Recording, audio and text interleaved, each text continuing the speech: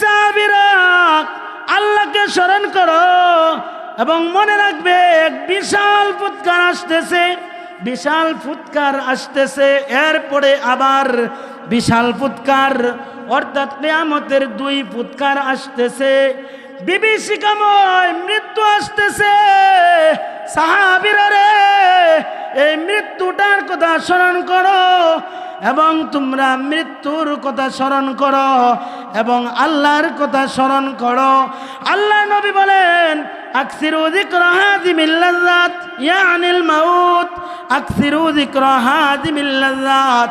হে সাহাবীরা, মৃত্যুর এমন স্বাদ আস্বাদনকারী মৃত্যুটাকে স্মরণ করো। মৃত্যু এমন জিনিস সব কিছুর স্বাদকে বিনষ্ট করে দেয়।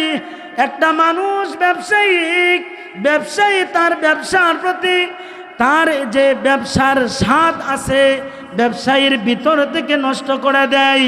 স্বামীর প্রতি স্ত্রীর মহব্বত নষ্ট করে দেয়। বাবা মায়ের প্রতি সন্তানের মহব্বত মৃত্যু নষ্ট করে দেয়।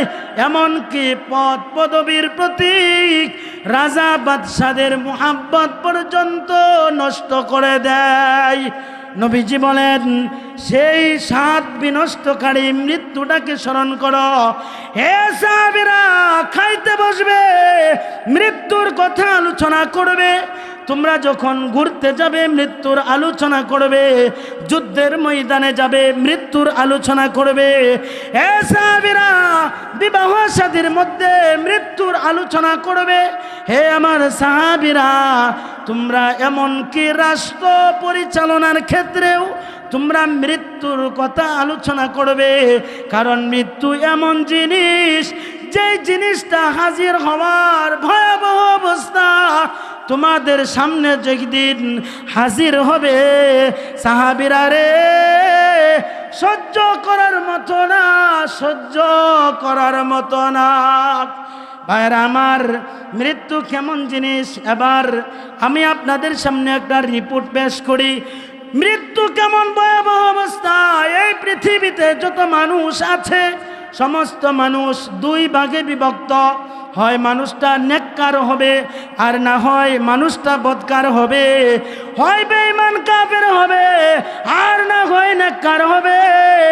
বেঈমান কাফের আর হলো মুমিন মুসলমান। আজকের এই সময়টুকু আল্লাহ ওয়ালাদের সোহবতে কাটাবো, বেহেশতি পরিবেশে কাটানোর চেষ্টা করি। আড্ডা দেওয়া, সময় নষ্ট করা, পরিবারে অলসতা করে থেকে যাওয়া, এটা প্রত্যেক দিন সম্ভব হবে। কিন্তু আজকের এই মাহফিল যদি চলে যায়, আগামীকাল এই মাহফিল পাওয়া কিন্তু সম্ভব হবে না। ঠিক না বেঠিক? আগামীকাল আর কেউ আপনাকে বলবে না যে ভাই আসো, আলেমরা আসছেন, ওলামায়ে কেরাম নেককার নেকের কথাগুলো বলতেছেন, ওখানে যাও। যেহেতু মাহফিল হবে না, ওলামায়ে কেরামও আসবেন না, আপনাদেরকে কেউ বলবে না। আজকে যেহেতু আল্লাহ তাআলার রহমতে এই রকম একটা বেহেশতি বাগান এই এলাকার মধ্যে সৃষ্টি হয়েছে, এটার শুকর আদায় করার দরকার এবং এই নিয়ামতকে কদর করার দরকার। যদি আমরা এই নিয়ামতকে কদর না করি তাহলে হইতে পারে আল্লাহ তাআলা আমার উপরে শাস্তি দিয়ে ফেলতে পারেন। এজন্যে এই কুলাইট বাসীদেরকে আমি উদ্দেশ্য করে বলবো, আল্লাহর শাস্তির থেকে, আল্লাহ তাআলার রাগ গুসার থেকে নিজেকে রক্ষা করো। ভাই মেহেরবানি করে প্যান্ডেলের ভিতরে চলে আসি। মাহফিলের উপস্থিতি যত বেশি হবে, ওলামায়ে কেরামদের জবান থেকে তত সুন্দর আলোচনা বের হবে। উপস্থিতি যদি কম হয়, আলোচনা মুখ দিয়ে বের হওয়া কষ্টকর হয়ে যায়। এজন্যে একটা হলো ওলামায়ে কেরামদের আলোচনার মধ্যে সহযোগিতা করি, আরেক হলো এই নিয়ামতের কদর করি। আরেকটা হলো আলেম উলামা এই এলাকার জন্য মেহমান, আমরা হলাম এই এলাকার মেজবান। তো মেজবানের দায়িত্ব পালন করা এটাই হচ্ছে মেজবানের উপরে জরুরি। অতএব মেজবান সে এই জরুরি কর্তব্য পালন কিভাবে করবে? প্রত্যেকটা মুসলমান এই মজলিসে হাজিরা দিলে তবেই হবে মেজবান আর মেহমানদের সম্পর্কের দায়িত্ব পালন করা। ভাইয়েরা আমার, ভূমিকা লম্বা করতে চাই না, উলামায়ে কেরাম আলোচনা করবেন। আমি আপনাদের সামনে কোরআনুল কারীম থেকে এক আয়াতে কারিমার অংশ বিশেষ তেলাওয়াত করেছি। রাসূলুল্লাহ সাল্লাল্লাহু আলাইহি ওয়াসাল্লামের অসংখ্য হাদিস থেকে একটি প্রসিদ্ধ হাদিস আপনাদের সামনে পেশ করেছি। আল্লাহ তাআলা যদি তৌফিক দান করেন, উক্ত আয়াত এবং হাদিসকে সামনে রেখে সংক্ষিপ্ত পরিসরে কিছু আলোচনা করব। আল্লাহ তাআলা আমাদেরকে আমলের নেওতে কথাগুলা শুনবার, বলবার, বুঝবার মতো তৌফিক দান করেন। সকলে বলি আমিন। এই আয়াতের মধ্যে আল্লাহ তাআলা বলতেছেন, কুল্লু নাফসিন যায়িকাতুল মাউত, প্রত্যেক প্রাণীকেই মৃত্যুর স্বাদ গ্রহণ করতে হবে। এই পৃথিবীতে যত মাখলুক আছে, সমস্ত মাখলুকের জীবন আছে। যার জীবন আছে তার মরণও আছে। অতএব প্রত্যেকটা মাখলুকের মৃত্যুবরণ করতে হবে, এই আদেশ কার? আল্লাহ। কেউ এই পৃথিবীতে থাকতে পারবে না। এটা এমন এক মাসআলা, যেই মাসআলায় পুরা বিশ্ব একমত।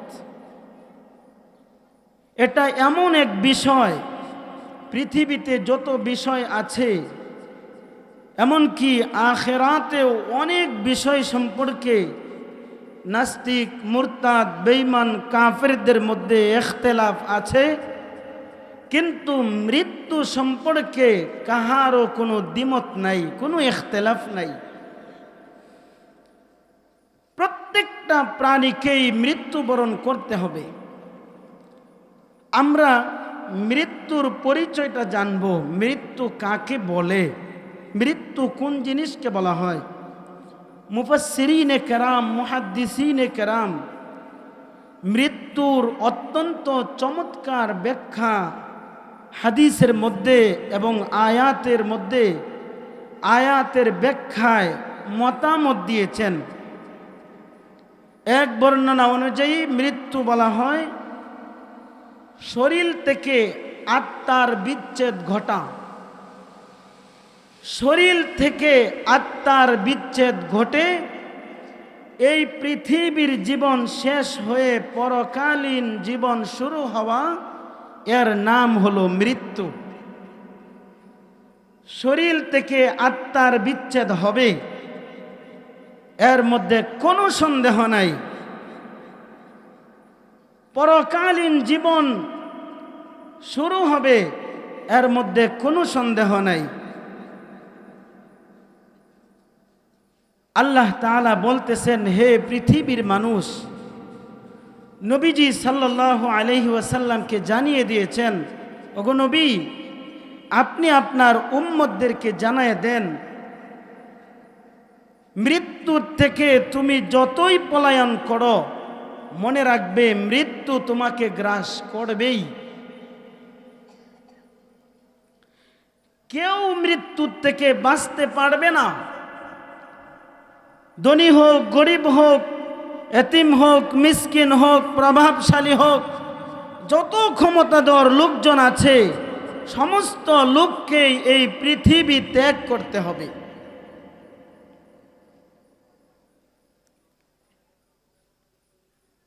আমাদের আলোচনা হবে মৃত্যু সম্পর্কে এবং মৃত্যুটা কখন হবে এই কখন হবে এই পৃথিবীর কোনো মানুষ এটা জানে না। কার মৃত্যু কোন সময় হবে, কার মৃত্যু কখন আসবে, এই সম্পর্কে একমাত্র জ্ঞান রাখেন কে? আল্লাহ। আল্লাহ তাআলা বলতেছেন, ইন্নাল্লাহা ইনদাহু ইলমুস সাআহ ওয়া ইউনাজ্জিলুল গায়স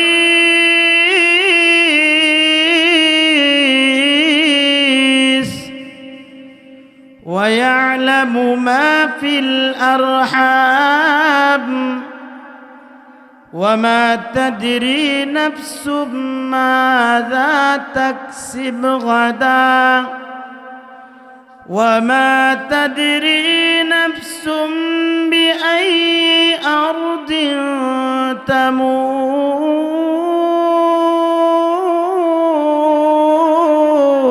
تموت إن الله عليم خبير।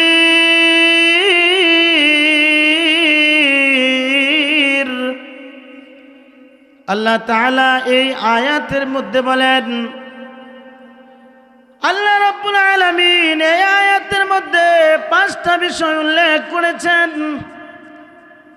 এবং এই 5টা বিষয় সম্পর্কে আল্লাহ তাআলা বলেন, ইলমুস সাআ, কিয়ামত কখন হবে, কিয়ামত কোন সময় হবে, এই সম্পর্কে একমাত্র জ্ঞান রাখেন আল্লাহ।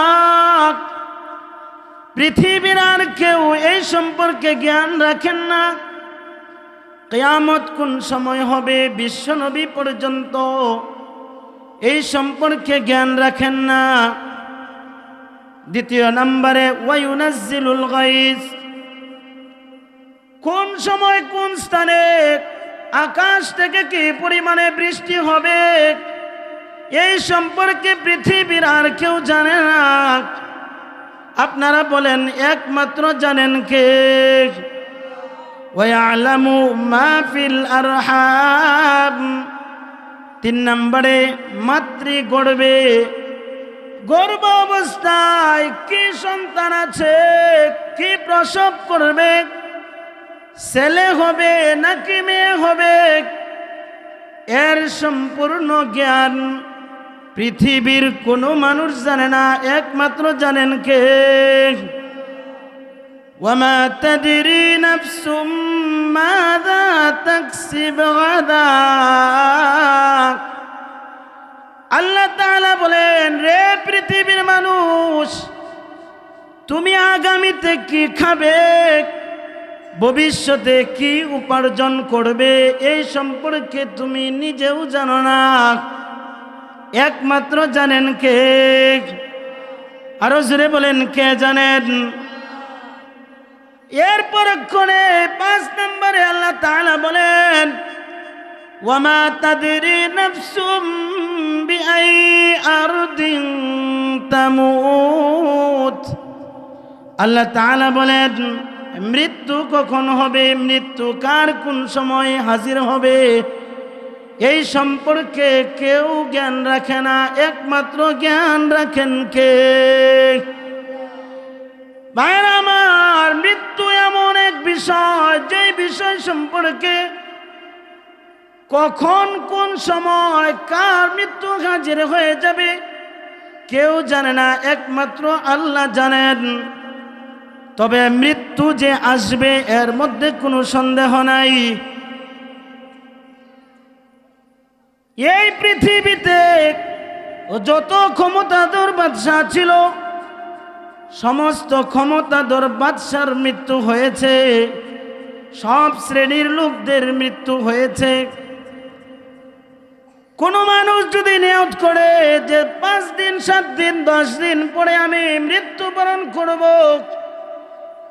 আর যখন মৃত্যু আসবে এর 2 দিন আগে আমি আমার চরিত্র ভালো করে ফেলবো, আমার আচার আচরণ ভালো করে ফেলবো, আমল আখলাক ভালো করে ফেলবো, এটা কখনো সম্ভব নয়। কয়দিন পরে মৃত্যু আসবে এই কথাটাই যেহেতু বান্দার জানা নাই, অতএব মৃত্যুর অপেক্ষা করে রে বান্দা তুমি ভালো মন্দ হওয়ার বিষয়টা পিছপা হইতেছ, পিছনে ফেলতেছ বান্দারে। এটা মনে রাখবে একমাত্র বুকামি ছাড়া আর কিছুই নয়। আমাদের দেশের একজন লোক ছিল, যেই লোক মদিনা শরীফে ইন্তেকাল হবে সেই নিয়ত করে মদিনায় ভ্রমণ করে ফেলেছেন। তার দিলের তামান্না হইল মদিনা শরীফে আল্লাহর রসুলের রওজার পাশে আমার যদি ইন্তেকাল হয়, মদিনার ভূমিতে যদি আমার লাশ দাফন হয়, কাল কিয়ামতের দিন আল্লাহর সামনে আল্লাহর আদালতে বিশ্ব নবী মুহাম্মদুর রাসূলুল্লাহ সাল্লাল্লাহু আলাইহি ওয়াসাল্লামের সাথে আমার হাসর হবে। নবীজিও মদিনার জমিন থেকে উঠবেন, আমিও মদিনার জমিন থেকে উঠব। একটা আকৃতি মিলানোর জন্য আবার মদিনা শরীফে চলে গিয়েছেন। লোকটা একদিন আর 2 দিন নয়, 40 বৎসর মদিনায় অতিক্রান্ত করেছেন, মদিনায় অতিবাহিত করেছেন।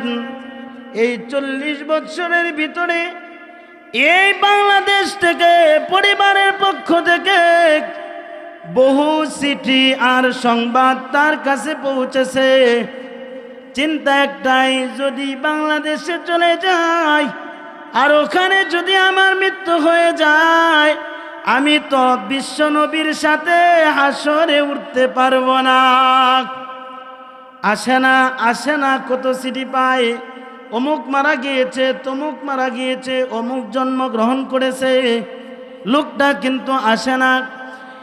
এক এক করে 40টা বছর অতিবাহিত হওয়ার পর এবার চিন্তা করলো মাত্র 2 দিনের জন্যে একটু পরিবারের কাছে যাই, পারিবারিক খোঁজ খবর নিয়ে আসি। সে সুস্থ সবল অবস্থায় মদিনা থেকে রওনা দিয়েছে। বাংলাদেশে সোনারগাঁও এলাকায় লোকটা সুস্থ সবল অবস্থায় বাংলাদেশে প্রবেশ করেছে, পরিবারের লোকজনের কাছে প্রবেশ করেছে।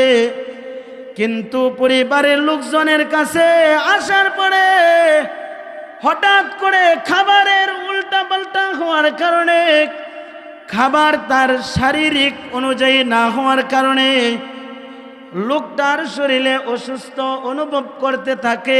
একদিন অতিবাহিত হয়, লোকটার এমন অবস্থা হয়ে যায়, লোকটা ডায়রিয়া রোগে আক্রান্ত হয়ে যায়। ডায়রিয়া রোগে আক্রান্ত হওয়ার পর লোকটা দেশে আসার পরে মাত্র 2 দিন যেতে না যেতে মালাকুল মউত আজরাইল এসে তাকে নিয়ে যায়। কয় বছরের জন্য গেছিল? জোরে কোন, কয় বছরের জন্যে? আজীবনের জন্য মদিনায় গিয়েছিল। তার দিলের তামান্না হলো বিশ্ব নবীর সাথে হাসরে উঠবে।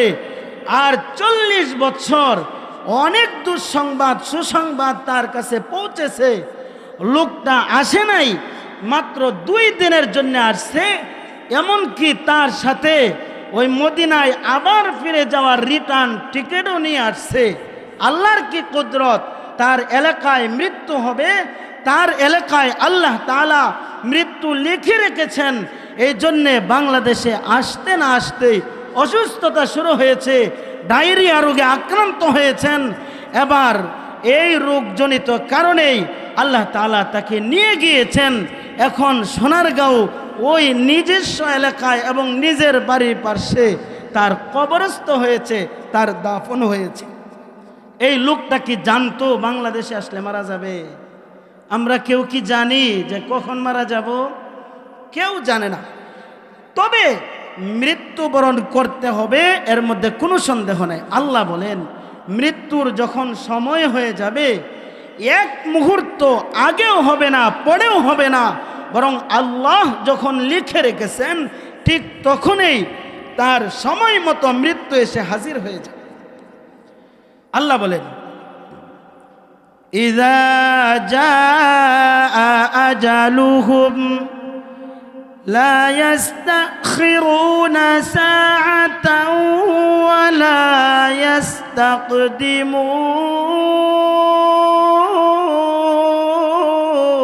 ইস্তাকদিমুন। আল্লাহ তাআলা বলেন, মৃত্যু যখন সময় হয়ে যাবে, মৃত্যু এমন সময় বান্দার কাছে হাজির হবে, এক মুহূর্ত আগেও হবে না, এক মুহূর্ত পিছেও হবে না। মানুষটা যতই ক্ষমতার অধিকারী হোক না কেন, মৃত্যু তার সময় মতে হাজির হয়ে যাবে। ভাইরা আমার, এই বিষয়টা বোঝানোর জন্যে আরেকটা উদাহরণ দেই। এই পৃথিবীতে যত বাদশা এসেছিল, রাজা এসেছিল, সমস্ত রাজা আর বাদশাদের মধ্য থেকে সবচাইতে প্রভাবশালী আর ক্ষমতা দিয়েছিলেন হযরত সুলাইমান আলাইহিস সালামকে। সুলাইমান আলাইহিস সালামকে আল্লাহ তাআলা যেই পরিমাণে ক্ষমতা দিয়েছিলেন, যেই পরিমাণে আল্লাহ তাআলা ক্ষমতার অধিকারী বানিয়েছিলেন হযরত সুলাইমান আলাইহিস সালামকে, এই পরিমাণে আল্লাহ তাআলা এই পৃথিবীতে আর কাউকে বানান নাই এবং কিয়ামত পর্যন্ত আর কাউকে বানাবেন না। কেমন ক্ষমতা দিয়েছিলেন? এক তো হলো সুলাইমান আলাইহিস সালাম নবী, আরেক হলো নবীর সন্তান নবী। হযরত সুলাইমান আলাইহিস সালামের বাবা ছিলেন বাদশাহ, তিনি নিজেও বাদশাহ। শুধু তা না, এই পৃথিবীতে যত রাজার উপাখ্যান হয়েছে, কোন রাজার জিন্দেগিতে আপনারা দেখাইতে পারবেন না রাজার কথা বাতাসে শুনে, রাজার কথা বাতাসে শুনে এরকম কোন রাজা আছে নাকি? আরে বাতাস শুনবে দূরের কথা, রাজার জীবনীতে লক্ষ্য করলে দেখা যায় সাধারণ প্রজারা তো আছেই, সাধারণ জনগণ তো আছেই, এমনকি তার ঘরের পরিবারের মানুষগুলো পর্যন্ত তার কথা সঠিকভাবে পালন করে না। আছে না নাই? শুধু মানুষ নয়, নিজের বউ কথা শুনে না এমন বাদশাও আছে। কিন্তু সুলাইমান আলাইহিস সালামকে আল্লাহ তাআলা কেমন অধিকারী দিয়েছিলেন, কেমন ক্ষমতা দিয়েছিলেন। সুলাইমান আলাইহিস সালামের কথা বাতাসে শুনতো, এমনকি সুলাইমান আলাইহিস সালামের কথা জিন জাতিরা পর্যন্ত শুনতো, মানুষ তো শুনতোই। সেই সুলাইমান আলাইহিস সালাম বাতাসকে যদি বলতেন, আরে বাতাস এই দিক দিয়ে কম প্রবাহিত হবে, ওই দিক দিয়ে বেশি প্রবাহিত হবে, এই দিক দিয়ে কম প্রবাহিত হবে, পূর্ব দিক থেকে বেশি প্রবাহিত হবে। আল্লাহ তাআলা যদি এই সুলাইমান আলাইহিস সালাম যদি বাতাসকে এই রকম আদেশ করতেন, সুলাইমান আলাইহিস সালামের কথা মতো বাতাস ঠিক সেইভাবে প্রবাহিত হতো। সুলাইমান আলাইহিস সালাম নিজে আল্লাহর কাছে দোয়া করেছেন। এই ক্ষমতা আল্লাহ তাআলার কাছে দোয়া করে আদায় করেছিলেন। আল্লাহ বলেছেন কোরআনের মধ্যে 23 নম্বর পারার সূরা সাদের মধ্যে বলেন, قال رب اغفر لي وهب لي ملكا لا ينبغي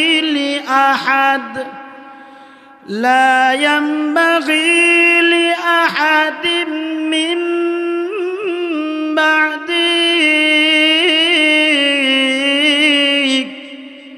إنك أنت الوهاب।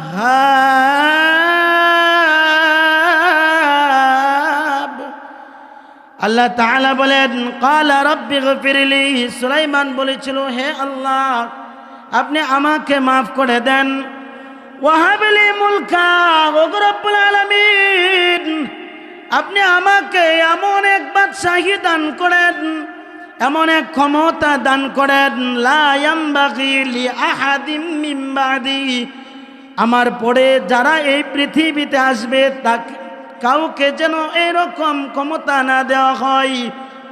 আল্লাহর কাছে দোয়া চেয়েছিলেন, আল্লাহ তার নবী সুলাইমান আলাইহিস সালামের দোয়াটা কবুল করেছেন এবং ওই রকম ক্ষমতা দিয়েছিলেন। পুরা বিশ্বের ক্ষমতাধর বাদশাহ হইলেন সুলাইমান আলাইহিস সালাম। হযরত সুলাইমান আলাইহিস সালামের জীবনের আরেক অমর কীর্তি হচ্ছে মসজিদে বাইতুল আকসা, মসজিদে বাইতুল মুকাদ্দাস। বাইতুল মুকাদ্দাস হযরত সুলাইমান আলাইহিস সালাম নিজ হাতে নির্মাণ করেছিলেন। লক্ষ্য করে দেখেন, মৃত্যু আসবে যখন সময় হয় তখনই আসবে। মৃত্যুর সময় হয়ে যাওয়ার পরে চুল চেরা আওয়াজ করার ক্ষমতা কারও থাকবে না, এমনকি নবীদেরও পর্যন্ত থাকে নাই। নবীদেরও পর্যন্ত আওয়াজ করতে পারেন নাই। এটা বোঝানোর জন্য হযরত সুলাইমান আলাইহিস সালামের কথাটা বলতেছি। হযরত সুলাইমান আলাইহিস সালাম বাইতুল মুকাদ্দাসের কাজ শুরু করেছেন। মসজিদে বাইতুল মুকাদ্দাস চিনেননি আপনারা? বাইতুল মুকাদ্দাস চিনেন? কথা কয় না। বাইতুল মুকাদ্দাস চিনেন? নাম শুনেন নাই আপনারা? বর্তমান সময়ে যে মসজিদকে নিয়ে ইহুদির বাচ্চারা মুসলমানদের সাথে ষড়যন্ত্র আর চক্রান্ত করতেছে, ফিলিস্তিনি অসংখ্য ভাই এবং বোনদেরকে, মা বোনদেরকে, নারী আর শিশুদেরকে হত্যা করেছে, সেই ফিলিস্তিনে অবস্থিত বাইতুল মুকাদ্দাসের নাম হলো বাইতুল মুকাদ্দাস। আপনারা চিনেছেন এখন? বাইতুল মুকাদ্দাস কারে কয়? এই বাইতুল মুকাদ্দাস ছিল মুসলমানদের ইবাদতের প্রথম প্রাণ কেন্দ্র। মুসলমান বাইতুল মুকাদ্দাস ছিল মুসলমানদের প্রথম কেবলা। খানায়ে কাবা ছিল, প্রথম কাবা ছিল বাইতুল মুকাদ্দাস। সেই বাইতুল মুকাদ্দাসের নির্মাণকারী হলেন হযরত সুলাইমান আলাইহিস সালাম। হে ইহুদির দল, একটা কথা স্পষ্ট ভাষায় আমি বলতে চাই, তোমরা যতই ষড়যন্ত্র করো না কেন, মনে রাখবে আল্লাহ তাআলার বান্দা সুলাইমান আলাইহিস সালাম, হযরত সুলাইমান আলাইহিস সালাম বাইতুল মুকাদ্দাস নির্মাণ করেছিলেন। সুলাইমান আলাইহিস সালাম নবী ছিলেন এবং নবীর নেতৃত্বে বাইতুল মুকাদ্দাস নির্মাণ করেছিলেন। আল্লাহ তাআলার অনুসারী ছিল হযরত নবী সুলাইমান আলাইহিস সালাম, আল্লাহ তাআলার নবী ছিলেন। অতএব এই পৃথিবীতে যত মানুষ আসবে, যতদিন আল্লাহর ইবাদত গুজার হবে, যতদিন আল্লাহর অনুসারী হবে, যতদিন নবীদের চরিত্রে চরিত্রবান হবে, যতদিন নবীদের আদর্শে আদর্শিত হবে, মনে রাখবা আল্লাহর কসম, ওই আদর্শবান নবীদের পথে যারা চলে তাদেরই থাকবে বাইতুল মুকাদ্দাস। তোমরা যদি হত্যা করতে করতে পুরা পৃথিবীর মানুষকেও হত্যা করো, মনে রাখবে বাইতুল মুকাদ্দাসের একটা ইটেরও মালিক হইতে পারবে না। জোরে বলেন ঠিক না ঠিক? এই বাইতুল মুকাদ্দাস মুসলমানদের প্রথম কেবলা, আর এই কেবলাটাকে নিয়ে ইহুদির বাচ্চারা ষড়যন্ত্র করে। মুহতারাম হাজিরিন, বলতেছিলাম এই বাইতুল মুকাদ্দাস হলো হযরত সুলাইমান আলাইহিস সালামের জীবনের এক অমর কীর্তি। হযরত সুলাইমান আলাইহিস সালাম বাইতুল মুকাদ্দাসের নির্মাণ কাজ শুরু করেছেন। জিনদের মাধ্যমে, জিনেরা রাজমিস্ত্রি, হযরত সুলাইমান আলাইহিস সালাম দিক নির্দেশনা দেন আর জিন জাতিরা কাজ করে। আপনাদেরকে বুঝাইতে সহজ, কারণ আপনারা বেশিরভাগ এই লাইনেরই কাজ করেন। সাধারণত রাজমিস্ত্রিদের একটা নীতি হইল, যিনি প্রধান থাকেন ওনাকে কিছুটা পাহারাদারি করে। প্রধান কন্ট্রাক্টর সে কি সামনে আছে নাকি চলে গিয়েছে, যারা সাধারণ থাকে ওই কন্ট্রাক্টরকে ফলো করে। কন্ট্রাক্টর যদি নিজস্ব প্রয়োজনে কোনো জরুরতে সামনের দিকে চলে যায়, সাধারণ লোকজন একটু ফাঁকি দেওয়ার চেষ্টা করে। কি ঠিক না বে ঠিক? ফাঁকি দেয় কি না? হযরত সুলাইমান আলাইহিস সালাম এই কাজের প্রধান। সুলাইমান আলাইহিস সালাম দিক নির্দেশনা দেন। জিন জাতিরা কাজ করে, জিন জাতিরা কাজ করে। জিনদের মধ্য থেকে অধিকাংশই ছিল দুষ্ট টাইপের। এরা মাঝে মধ্যে ইট সিমেন্ট বালি একসাথে করত, আবার তাকায় দেখত সুলাইমান আলাইহিস সালাম তার জায়গায় আছে কিনা, সুলাইমান আলাইহিস সালাম স্বস্থানে আছেন নাকি চলে গিয়েছেন। মানে ফাঁকিবাজি করার জন্যে, এই কাজের ক্ষেত্রে ফাঁকিবাজি সুলাইমান নবীর আমল থেকে জিনদের মাধ্যমে আসছে। ভালো মানুষ ফাঁকিবাজি করে নাকি? ভালো মানুষ ফাঁকিবাজি করে? দুষ্ট মানুষগুলোই ফাঁকিবাজি করে। হযরত সুলাইমান আলাইহিস সালাম এই কাজের দিক নির্দেশনা দিয়েছেন সুন্দর একটা মডেলের মাধ্যমে। সুলাইমান আলাইহিস সালাম মেহরাবের পার্শ্বে দাঁড়িয়ে লাঠির মধ্যে ভর দিয়েছেন। এইভাবে আপনারা খেয়াল করেন, লাঠিটা মাটির উপর রেখে সুলাইমান আলাইহিস সালামের থুথা হাতের উপর দিয়ে এইভাবে তাকিয়ে আছেন, তাকায় আছেন, ঘুমান নাই। হযরত সুলাইমান আলাইহিস সালামের রাজমিস্ত্রিরা মাঝে মধ্যে যখন দেখতেন মাটির মধ্যে ঠেক দিয়ে, লাঠির উপরে ঠেক দিয়ে সুলাইমান আলাইহিস সালাম তাকায় আছে, আবার হুশ আসতো সর্বনাশ, যদি উল্টাপাল্টা করি সুলাইমান নবী উনি তো বাদশাহ, উনি কি বাদশাহ, আমাদেরকে ধরবেন, কি করবেন? ধরবেন। এই ভয়ে এই জিনজাতিরা কাজ শুরু করেছে, কাজ করতে আছে। এক পর্যায়ে কাজ শেষ হয়ে গেছে। এই দিক দিয়ে সুলাইমান আলাইহিস সালামের হাতে ওই মাটিতে যে লাঠি ঠেক লাগানো ছিল, এই লাঠিটাকে মাটির পোকা খাইতে যখন একবারে লাঠিটাকে ক্ষয় করে দিয়েছে, লাঠিটা ভেঙ্গে মাটিতে পড়ে গিয়েছে, সুলাইমান আলাইহিস সালাম নিজেও মাটিতে পড়ে গিয়েছেন। জিন জাতিরা দৌড়ায় আসে মসজিদে বাইতুল আকদাস এর কাজ শেষ, কাজও শেষ, সুলাইমান নবীও মাটিতে পড়ে গিয়েছেন। দৌড়ায় এসে জিন জাতিরা দেখে সুলাইমান আলাইহিস সালাম কয় বছর আগে মারা গিয়েছেন কেউ বলতে পারে না। বলেন সুবহানাল্লাহ। নবী নিজেও বলতে পারে না। কেন বলতে পারে না? যদি জিন জাতিরা আগেই জানতো, অথবা সুলাইমান আলাইহিস সালাম যদি আগেই পৃথিবীর থেকে বিদায় হয়ে যেতেন, বাইতুল মুকাদ্দাসের কাজ কি নির্মাণ হইতো? বাইতুল মুকাদ্দাসের কাজ কি শেষ হইতো? আল্লাহ তাআলা নবীর মাধ্যমে বাইতুল মুকাদ্দাসের কাজ করাবেন। কার মাধ্যমে? নবী সুলাইমানের মাধ্যমে। হযরত সুলাইমান আলাইহিস সালামের মৃত্যুর সময় হয়ে গিয়েছে। ইযা জাআ আজালুহুম লা ইস্তাখিরুন সাআতাও ওয়া লা ইস্তাকদিমুন। ওগো নবী, আপনার মৃত্যুর সময় হয়ে গিয়েছে। নবী সুলাইমানের মৃত্যুর সময় হয়ে গিয়েছে। আল্লাহ চাইলে পারতেন বাইতুল মুকাদ্দাস, পৃথিবীর এত সর্ববৃহৎ এবং এত উত্তম একটা কাজ নবী সুলাইমান শুরু করেছেন, আল্লাহ তাআলা এই অবস্থায় কেমনে মৃত্যু দেন? আল্লাহ চাইলে পারতেন যে সুলাইমানের এই ঘরের কাজ, বাইতুল মুকাদ্দাসের কাজ শেষ হোক, এরপরে তার প্রাণ পাখি বের হবে।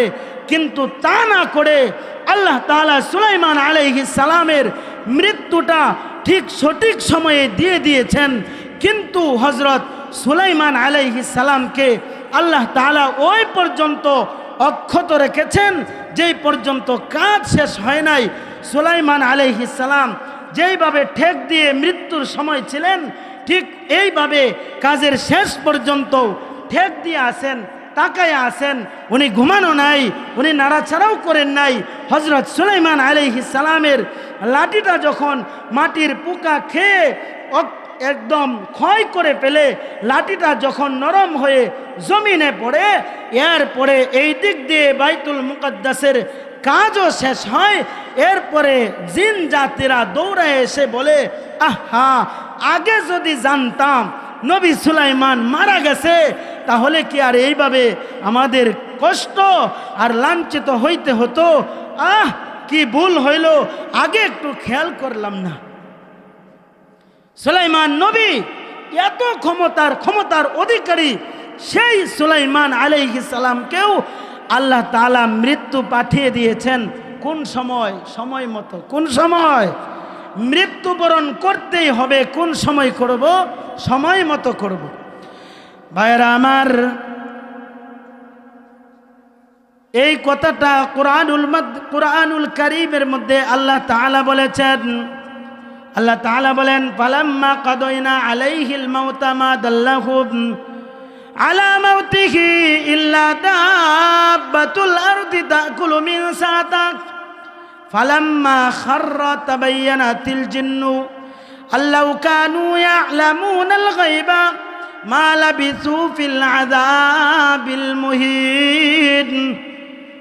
ভাইরা আমার, নবী সুলাইমান আলাইহিস সালাম পৃথিবীতে যত মানুষ এসেছে, বাবা আদম থেকে এই পর্যন্ত, এমনকি কিয়ামত পর্যন্ত যত মানুষ আসবে, তাদের মধ্য থেকে সবচাইতে সেরা হলেন নবী সুলাইমান।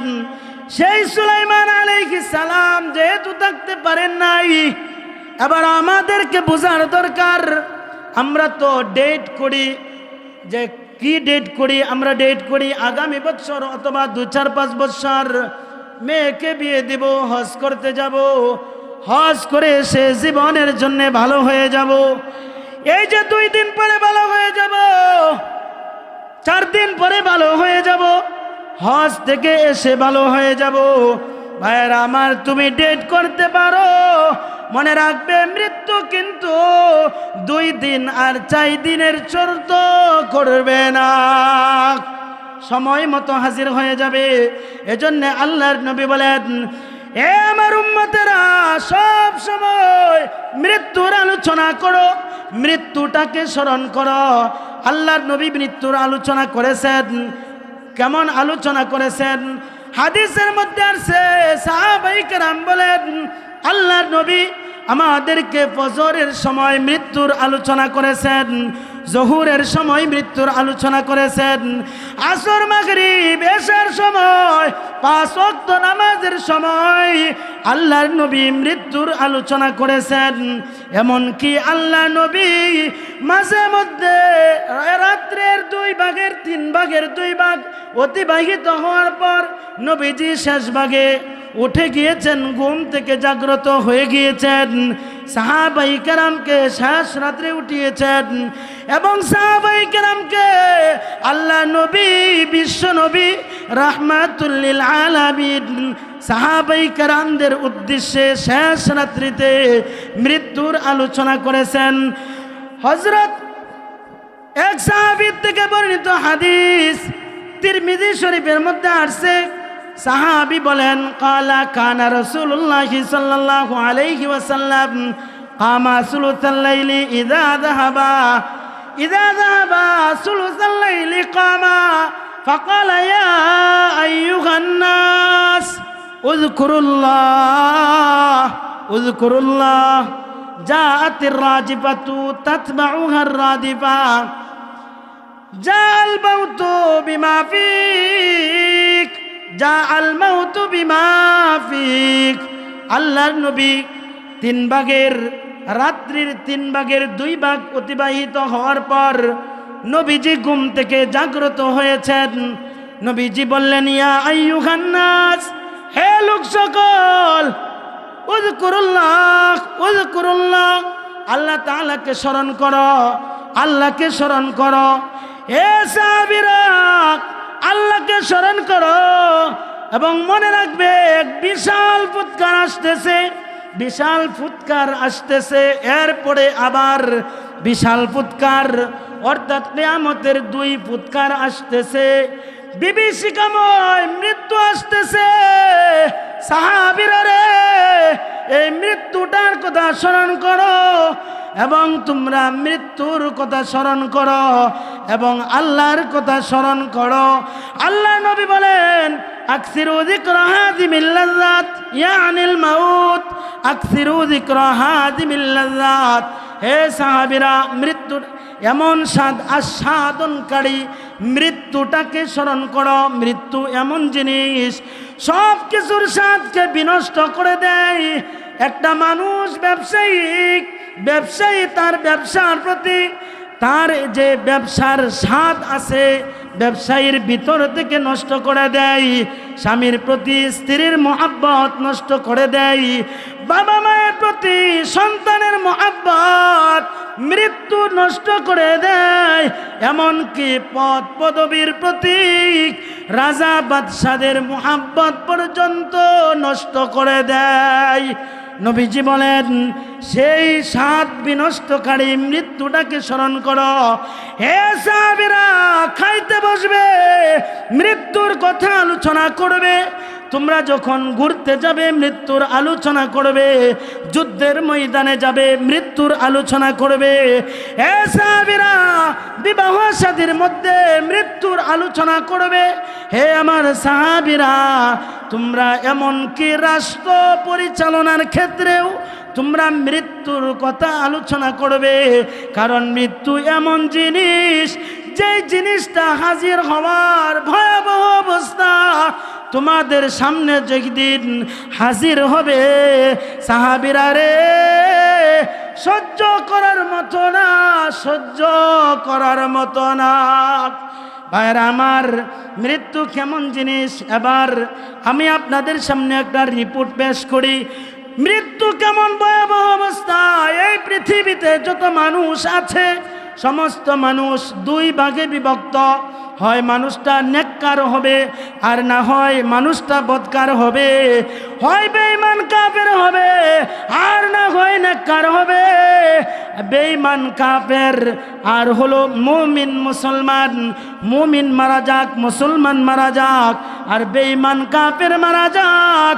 মনে রাখবেন, ওই সাকরাতগ্রস্ত মানুষটার কাছে একদল ফেরেশতা আসে। যদি লোকটা মুমিন হয়, ইমানদার হয়, একটু লক্ষ্য করে শুনুন, মনোযোগ দেন ভাইরা আমার। লোকটা যদি নেককার হয়, মুমিন যদি হয়, এই লোকের জানটা বের করার জন্য একদল ফেরেশতা আসে। ফেরেশতা হলো 500 ফেরেশতা। এক দলের মধ্যে 500 ফেরেশতা থাকে। 500 ফেরেশতা এই মুমিন ব্যক্তির রূহ কবজ করার জন্য চলে আসবে। মুমিন ব্যক্তির কাছে আসার পর 500 ফেরেশতা আসছে। কিভাবে আসছে? জান্নাত থেকে সাদা পোশাক নিয়ে, কাপড়ের কাপড় নিয়ে আসছে। আবার জান্নাত থেকে সুঘ্রাণ এই রূহটাকে আমন্ত্রণ জানানোর জন্যে তাদের সাথে নিয়ে আসে।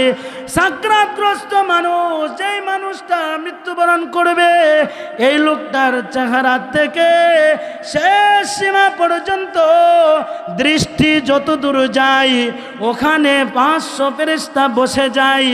বসে যাওয়ার পর হঠাৎ করে মালাকুল মউত আজরাইল আলাইহিস সালাম মৃত ব্যক্তির পাশে আসে। মৃত্যুর যন্ত্রণা সাকরাতগ্রস্ত মানুষটার কাছে আসে। এসে শিওরের পাশে বসে যায়। মুমিন তো তাকে সসম্মানে নিয়ে যাবে, তাকে কষ্ট দেবে না। আজরাইল আলাইহিস সালাম এবার মুমিনের কানের কাছে বসে আবার আল্লাহর কালামের তেলাওয়াত শুরু করে। শুনতেছেন মনোযোগ দিয়া? বলেন সুবহানাল্লাহ। আল্লাহর কালাম পড়ে, সালামু কাওলাম মির রাব্বির রহিম।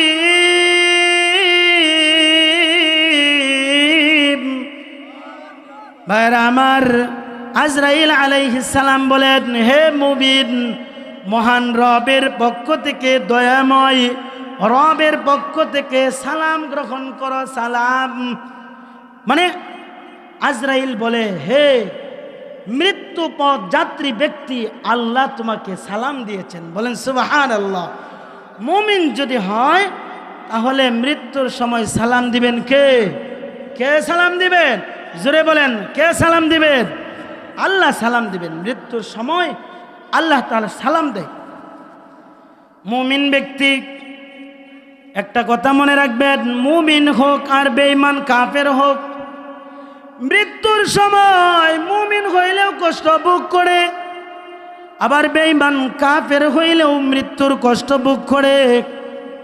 মৃত্যুর কষ্ট থেকে কেউ রেহাই পাবে না। হযরত আম্মা জান আয়েশা রাদিয়াল্লাহু আনহা বলেন, ইয়া রাসূলুল্লাহ, ওগো আল্লাহর নবী, মুমিনেরও কষ্ট হবে আবার কাফেরেরও কষ্ট হবে, তাহলে মুমিন আর কাফের দুইজনের মধ্যে তো পার্থক্য রইল না। আল্লাহর নবী বলেন, রে আয়েশা, মুমিনেরও যেই রকম কষ্ট হবে, বেঈমান কাফেরেরও ওই রকম কষ্ট হবে, কিন্তু বেঈমান কাফেরের কষ্ট রূহ সে বুঝতে পারবে, বেঈমান কাফেরের কষ্ট রূহের মধ্যে অনুভব হবে। আর মুমিন ব্যক্তি, ইমানদার ব্যক্তি যদি ঈমান নিয়ে কবরে যায়, এই মানুষটার কষ্টটা কষ্ট থাকবে না।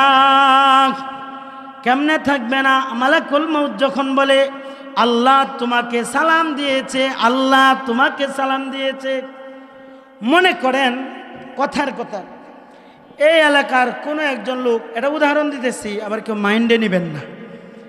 উদাহরণ, একজন লোক আরেক গ্রামের যুবক, যেই যুবকের আরেক গ্রামের যুবতীর সাথে ভালো সম্পর্ক।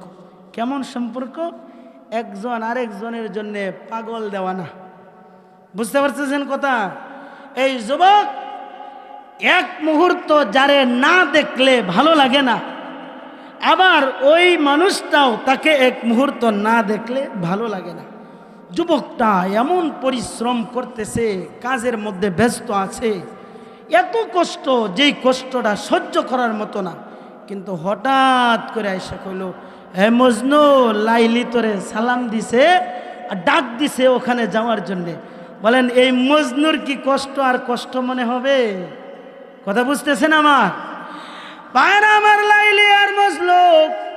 লাইলি আর মজনুর দিকে লক্ষ্য করলে বোঝা যায় ওই রকম মুমিন কষ্টের মধ্যে আছে। কেমন কষ্টের মধ্যে আছে?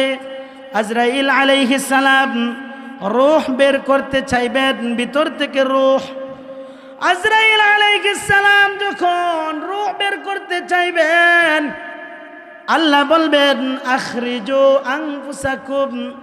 আল্লাহ তাআলা বলবেন, ইয়া আইয়াতুহান নাস, ইয়া আইয়াতুহান নাফসুল মুতমাইন্নাহ, ইরজিই ইলা রাব্বিকি রাদিয়াতাম মারদিয়াহ, ফাদখুলি ফি ইবাদি ওয়াদখুলি জান্নাতি। হে প্রশান্ত অন্তর, বের হয়ে আসো। রূহটাকে বলবে বের হয়ে আসো। আজরাইল থেকে রূহটা বাঁচার জন্যে মুমিন হোক আর কাফের হোক, যে হোক না কেন, ওই রূহটা পলায়ন করতে শুরু করে, দুনিয়া ছাড়তে চায় না, রূহ বের হতে চায় না। এই যে বের হতে চায় না, এইটার জন্যে আজরাইল আলাইহিস সালাম জোরপূর্বক রূহটা বের করবেন। রূহটা এই যে বের হতে চায় না, আর আজরাইল আলাইহিস সালাম বের করবেন। না চাওয়ার কারণে মুমিনের কষ্ট হয়। আল্লাহ বলবেন, হে প্রশান্ত আত্মা, মনে রাখবা আমি তোমাকে আনতাম না, যেহেতু তোমার আসার সময় হয়ে গেছে। এই পৃথিবীতে কেউ চিরকাল থাকতে পারে না, এই জন্যে তোমাকে আসতেই হবে। আজরাইল আলাইহিস সালাম এবার রূহটা কবজ করার জন্যে বুক বরাবর হাত রাখবে। আজরাইলের হাতের ভার মুমিনের কাছে উহুদ পাহাড়ের চাইতেও আরো ভারী মনে হবে। আর রূহটা পলায়ন করতেছে।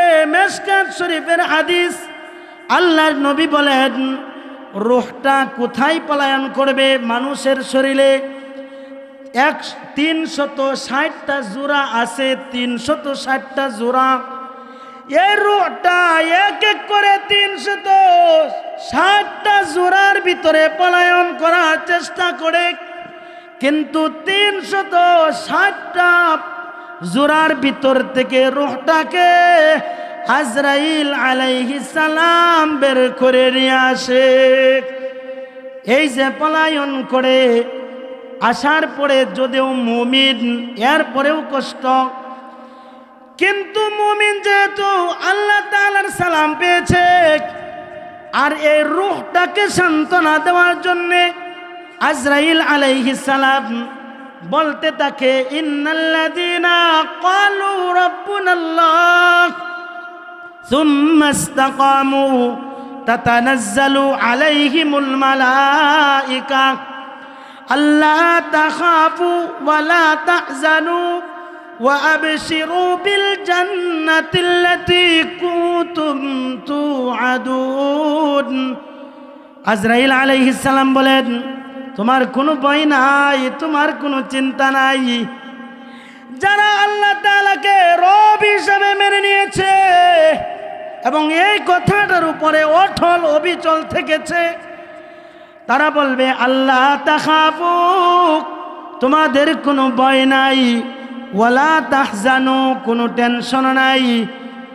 অর্থাৎ মৃত্যু, কবর, হাসর, মিজান, পুলসিরাত, জান্নাত, জাহান্নাম, এই ব্যাপারে তোমার কোনো ভয় নাই। এই যে তুমি পৃথিবী থেকে বিদায় হয়ে যাইতেছো, তোমার পরিবার রেখে যাচ্ছ, মনে রাখবা তার জন্যে কোনো টেনশন করতে হবে না।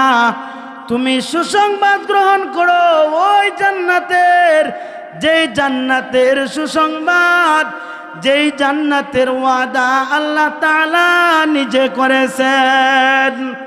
মুমিন বলবে, তাই নাকি? তাহলে আমার রূহটা বের করো, আমি ওই আল্লাহর সাথে সাক্ষাৎ করতে চাই। বলেন সুবহানাল্লাহ।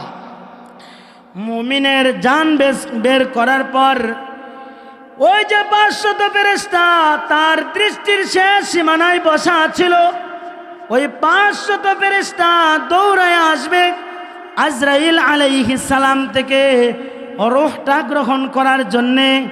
হযরত আজরাইল আলাইহিস সালাম ওই যে বেহেশতি কাপড় নিয়ে আসছিলেন, এই কাপড় দিয়ে পেঁচাইয়া রূহটাকে তাদের হাতে দেয়। আর এই রূহটার মধ্যে যথেষ্ট পরিমাণে বেহেশতি সুঘ্রাণ দিয়ে দেয়।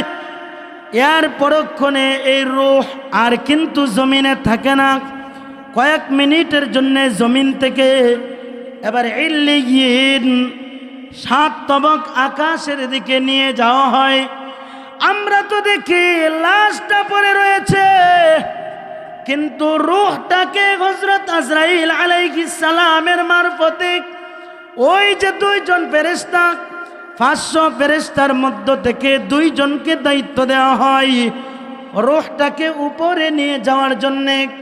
প্রথম আকাশের নিচে গিয়ে যখন আওয়াজ দেওয়া হয় গেট খোলার জন্যে, এবার আকাশ থেকে গেট খুলে দেওয়া হয়। প্রথম আকাশে যাওয়ার পর এবার তারা জিজ্ঞাসা করে, এত সুন্দর সুঘ্রাণওয়ালা পবিত্র আত্মার পরিচয় কি? পবিত্র আত্মা কোন গ্রাম থেকে আসছে? এত স্বাচ্ছন্দ্যময়, এত সৌভাগ্যবান রূহ কোথা থেকে তোমরা নিয়ে আসছো? ওই 2 ফেরেশতা পরিচয় দেয়, অমুক গ্রামের, কোলাইট গ্রামের অমুক বাবার সন্তান, তার রূহটা নিয়ে আসছি। এবার ওই আকাশে থাকা ফেরেশতারা রূহটাকে সম্বোধন করে বলে, কতই না সৌভাগ্য তোমার, কতই না ভাগ্যবান যে রূহটা আজকে আল্লাহর সাথে এমন ভাবে সাক্ষাৎ করবে যার প্রতি আল্লাহ রাজি, আল্লাহ এবং আল্লাহর প্রতি যিনি রাজি, এমন মহান আত্মার মুবারক হোক। আহলান সাহলান মারহাবা দিক। এবার এই রূহটাকে এইভাবে দ্বিতীয় আকাশে দ্বিতীয় আকাশের ফেরেশতারাও মুমিনের রূহটাকে মারহাবা জানাইতে থাকে, স্বাগতম জানাইতে থাকে, জান্নাতের সুসংবাদ দিতে থাকে। শুধু দ্বিতীয় আসমান নয়, এইভাবে প্রথম আকাশ থেকে শুরু করে সপ্তম আকাশের উপর প্রত্যেক ফেরেশতারা তাকে মারহাবা জানাইতে থাকে। এবং সপ্তম আকাশের উপরে নিয়ে যাওয়ার পর এবার মুমিনের রূহটাকে আল্লাহ তাআলা বলেন, হে ফেরেশতারা, আমার বান্দার এই রূহটার আমল নামাগুলো ইল্লিয়িন নামক খাতার মধ্যে, ইল্লিয়িন নামক স্থানের মধ্যে তার আমল নামাগুলো সংরক্ষণে রেখে দাও, আর তাকে জান্নাতের সুসংবাদ দিয়ে দাও। বলে দাও, রূহ রে, তুমি কবরে আসতে দেরি হবে, তোমার কবর জান্নাতের বাগান হইতে দেরি হবে না। সুবহানাল্লাহ বলেন না? আর একটু জোরে বলেন সুবহানাল্লাহ। ভাইরা আমার, এই তো হলো মুমিনের রূহের অবস্থা। আবার সাথে সাথে ওই লাশটাকে ধোয়ানোর আগেই ফেরেশতারা আবার জমিনে নিয়ে আছেন, তার ইল্লিয়িন দেখাইয়া আসমান, সবগুলো আসমান সফর করানোর পর জমিনে নিয়ে আসা হয়। এই রূহটা বলতে থাকে, হে আমার ভাই, ও মা, ও বাবা, তাড়াতাড়ি আমাকে বিদায় দিয়ে দাও, তাড়াতাড়ি আমার কবরে আমাকে পৌঁছায় দাও। কারণ এতদিন পর্যন্ত আমি দুনিয়াতে খুব দুঃখের মধ্যে ছিলাম, দুনিয়াতে আমি অনেক কষ্ট সহ্য করেছি। আজকের এই দিনে আমি আমার সুখ শান্তিকে আর দেরি করতে চাই না, তাড়াতাড়ি দিয়ে দাও, তাড়াতাড়ি দিয়ে যাও। মুমিন কবরে যাওয়ার জন্যে বেকুল হয়ে যাবে, পাগল পারা হয়ে যাবে। পক্ষান্তরে একজন বদকার, যার আমল ভালো না, বেঈমান কাফেরের হালত কি হবে? পায়ের আমার আগেই বলেছিলাম, যেই রকম মুমিনের রূহ কবজ করার জন্যে 500 ফেরেশতা আসে, ঠিক ওই রকম বেঈমান কাফেরের রূহ কবজ করার জন্যেও 500 ফেরেশতা আসে। ওই যে মুমিনের মৃত্যু আর বেঈমানের মৃত্যুর মধ্যে কি রকম পার্থক্য? 500 ফেরেশতা এসে এবার এই যে মৃত্যুগ্রস্ত লোক, তার দৃষ্টির শেষ সীমা পর্যন্ত তাকাইলে শেষ সীমা যেখানে গিয়ে শেষ হয় ওই জায়গায় এসে বসে যায়। আবার মালাকুল মউত আজরাইলও এসে যায়। 500 ফেরেশতা আসছে তো আসছে, 500 ফেরেশতার সাথে এমন এক ভয়ঙ্কর প্রাণী নিয়ে আসছে, যেই প্রাণীর চোখ থেকে বড় বড় আগুনের প্রকাশ বের হয়, আগুনের প্রকাশ বের হয়। চেহারাটা খুব ভয়ঙ্কর, কালো আকৃতির। ওই যে 500 ফেরেশতার সাথে প্রাণীটাকে এই সাকরাতগ্রস্ত লোক যখন দেখে হতভম্ব হয়ে যায়, টেনশনে পড়ে যায়। জীবনে এমন প্রাণী আমি দেখি নাই। হযরত আজরাইল আলাইহিস সালাম এবার তার সামনে আয়াত তেলাওয়াত করে আল্লাহ কোরআনে বলেছেন, ওয়ালাউ তারা ইযিয যালিমুন ফি গামারাতিল মাউত ওয়াল মালাইকাতু বাসিতু আইদিহিম আখরিজু আনফুসাকুম। আজরাইল আলাইহিস সালাম তার ওই যে সাকরাতগ্রস্ত বেঈমান কাফেরের দিকে হাত বাড়াইবে আর বলবে, আখরিজু আনফুসাকুম। আল্লাহ বলেন, জালেমরা যখন মৃত্যুবরণ করে, জালেমরা যখন মৃত্যুবরণ করে, বেঈমান কাফের যখন মৃত্যুবরণ করে তাদের দিকে একটু তাকাও, তাদের হালত দেখো। সুদখোর, ঘুষখোর, গাঁজাখোর, ইয়াবাখোর, মদখোর যখন মারা যায় তখন তার হালত কি হয় আল্লাহ বলেন একটু তাকাও, একটু তাকাইয়ে দেখো। বড় বড় চোখ করে। আজরাইল আলাইহিস সালাম বলেন, জীবনে তো বহুত লাফালাফি করেছ, বহুত আলেমদের বিদ্বেষিতা করেছ, জীবনে বহু পরিমাণে নেককারদের বিরোধিতা করেছ। হে আত্মা, জীবনে বহুত তাফালিং করেছ, আখরিজু, বের কর। আজরাইল ধমকে সুরে বলে, বের কর আনফুসাকুম। মিশকাত শরীফের হাদিসের মধ্যে আছে, আজরাইল আলাইহিস সালাম প্রথমে এই মৃত ব্যক্তির সাকরাতগ্রস্ত লোকের গালের মধ্যে, দুই গালে দুইটা থাপ্পড় বসায় দেয়। ডান গালের মধ্যে থাপ্পড় বসায় দেয়, ডান গাল বাঁকা হয়ে বাম দিকে চলে যায়। আবার আরেকটা থাপ্পড় বসায় দেয়, বাম গাল বাঁকা হইয়া ডান দিকে চলে যায়। এমন মানুষ আছে যেই মানুষ আজরাইলের থাপ্পড় খেয়ে মুখ বাঁকা হয়ে গেছে। এমনকি থাপ্পড় খাওয়ার পর এই মানুষটার ভিতর থেকে পায়খানা পর্যন্ত বের হয়ে যায়। এমন মৃত্যু হয় কি হয় না? এই এলাকার মধ্যে হয় কি হয় না? মৃত্যুর সময় মুখ বাঁকা হয়ে যায়, চেহারা ফ্যাকাশে হয়ে যায়। ভাইয়ের আমার, আজরাইল আলাইহিস সালামের থাপ্পড় খেয়ে মৃত ব্যক্তির গাল বাঁকা হয়ে যায়, মুখ বাঁকা হয়ে যায়। আবার ধমকের সুরে বলে, বের কর, আখরিজু আনফুসাকুম, তোমার রূহ বের করে আমাদের হাতে দাও। হে পাপিষ্ট আত্মা, বের হয়ে আসো। বের হতে চায় না। আজরাইলের হালত দেখে, এই যে ফেরেশতাদের হালত দেখে, ফেরেশতার সাথে যে প্রাণীটা আসছে তার অবস্থা দেখে পলায়ন করে। কোথায় পলায়ন করে? এই ব্যক্তির ভিতরে 360টা জোড়া আছে, সবগুলো জোড়ার ভিতরে পলায়ন করা, লুকানোর জন্য দৌড়াইতে থাকে। হযরত আজরাইল আলাইহিস সালাম বুক বরাবর তার হাতটা ঢুকায় দিবেন। আল্লাহ তাআলা কোরআনে বলেন, ওয়ান্নাজিআতি গারকা। আল্লাহ তাআলা বলেন, ফেরেশতারা তার ভিতরে ডুব দিয়ে ঢুকে তার রূহটাকে এমন জোরে টান দেয়।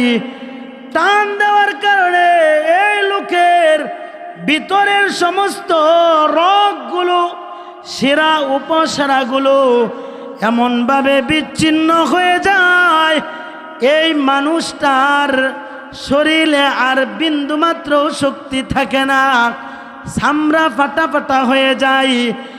এই রূহটাকে এরপরে বের করে নাফরমান আর পাপিষ্ঠর রূহটাকে এবার ঘর থেকে লাশ বাহির করার আগেই রূহটাকে 7 তবক জমিনের নিচে নিয়ে যাওয়া হয়, যার নাম হলো সিজ্জিন নামক জায়গা। প্রত্যেক জমিনের পাহাড় আরত ফেরেশতারা তাকে ধিক্কার জানাইতে থাকে, ধিক্কার, তাকে বিভিন্নভাবে লাঞ্ছনা করতে থাকে। আর ফেরেশতারা বলতে থাকে, এ নাফরমান, পৃথিবীতে এমন নাফরমানি করেছো, পৃথিবীতে তুমি এমনভাবে বদ কাজগুলো করেছো যার কারণে তোমার বডির থেকে আজকে শুধু দুর্গন্ধ আর দুর্গন্ধ, শুধু নাপাকির গন্ধ আসতেছে। এ নাফরমান আত্মা, ভালো করে মনে রাখবে, যে জায়গার মধ্যে তুমি যাইতেছো ওখানেও কিন্তু তোমার জন্যে দুর্গন্ধ আর পুষ্পেশরা অপেক্ষা করছে। এই নাফরমান আত্মাটাকে সুসংবাদ দেয় না, বরং দুঃসংবাদ দেয়। সিজ্জিন নামক জায়গার মধ্যে তার আমল নামা নিয়ে জমা রাখা হয়। সিজ্জিন নামক জায়গার মধ্যে যার আমল নামা থাকবে এই লোক জাহান্নামী হবে। আবার উপরে নিয়ে আসা হয়। এবার যখন এই লাশটাকে ধোয়ানো হয়, দৌড়ায় রূহটা গিয়ে বলে, আমি সহ্য করতে পারতেছি না, আমার শরীরের মধ্যে জোরে ঘর্ষণ করবা না, যাতা দিবা না, বরং আজরাইল রূহটা বের করার কারণে সারা শরীর ফাটা ফাটা হয়ে গেছে। আবার যখন সাবান লাগানো হয়, রূহটা চিৎকার করতে থাকে। আবার তাকে নিয়ে যাওয়া হয়, তাকে যেখানে রাখা হবে কবরস্থান, এই রূহটাকে কবরস্থানের সামনে নিয়ে বলা হয়, রে পাপিষ্ঠ নাফরমান, তোর কবরের অবস্থার দিকে একটু থাকা, দেখ তোর কবরের হালত কি। একটা আর দুইটা নয়, ওই যে পাপিষ্ঠ নাফরমানের কবরে 99টা সাপ একদম পজিশন নিয়ে তার দিকে হা করে বসে আছে, যেন এটা বলতেছে, আসো। অনেক দিন ধরে ক্ষুধার্ত, খাবার কিছু পাই না। সাপগুলো তাকে আমন্ত্রণ জানাই, আসো, আসতে দেরি হবে। আরে পাপিষ্ঠ নাফরমান, আমি তোমাকে বক্ষণ করতে দেরি করব না। এই হালত দেখে এবার রূহ দৌড়ায় এসে আয়সা দেখে মা কান্দে, বাবা কান্দে, মার কাছে দৌড়ায় যায়। ও মা, জীবনে কত কষ্টই না তোমার জন্য করেছি, ও বাবা তোমার জন্য কত কষ্টই না করলাম, কবরে গেলে আমার অবস্থা হবে খুব বেগতিক। তুমি এই জায়গায় না কান্নাকাটি করে রবের দরবারে একটু সুপারিশ করো। বারবার বলতে থাকে, মাও শুনে না, বাবাও শুনে না, বন্ধু বান্ধব আত্মীয় স্বজনের কাছে দৌড়ায় যায়। বারবার বারবার তাকে রিকোয়েস্ট করে আল্লাহর দরবারে একটু কান্না করার জন্যে, আল্লাহ তাআলার দরবারে একটু দোয়া করার জন্যে, কিন্তু কেউ শুনতে পায় না। ভাইরা আমার, এরপরে তার কবর যখন হাজির হয়ে যায়, জানাজার নামাজের মধ্যে ইমামের কাছে গিয়েও এবার সুপারিশ করে, আল্লাহর কাছে দোয়া করার জন্যে। পরিশেষে ইমামও তার কথা শুনে না, কেউ শুনে না, পাপিষ্ঠ নাফরমান। এবার সে নিজেই নিজের উপরে ক্লান্ত হয়ে, অপমানিত হয়ে এবার বলতে থাকে, এই লাশ কবরে না নিয়ে লাশটাকে দূরে কোথাও নিক্ষেপ করো, আমি কবরের আযাব সহ্য করতে পারবো না। ভাইরা আমার, এই মৃত্যুটা হবে বেঈমান কাফেরের মৃত্যু। আর যদি নেক আমল ভালো করা যায়, তাহলে সুসংবাদ আর সুসংবাদের বাকি থাকবে না। এই জন্যে আমাদেরকে কবরের জন্যে প্রস্তুতি নিতে হবে, কেউ বাঁচতে পারবে না। অতএব কবরের প্রস্তুতি নিয়ে তারপরে আমাদেরকে কবরে যেতে হবে। রাজি আছেন তো ইনশাআল্লাহ? বেঈমান কাফেরের মৃত্যুকে আমরা চাই? কেউ কি চায় বেঈমান কাফেরের মৃত্যু? আমরা চাই মুমিনের মৃত্যু হোক। আমরা চাই আমাদের আমল নামা আল্লাহ যেন ইল্লিয়িনে নিয়ে যান।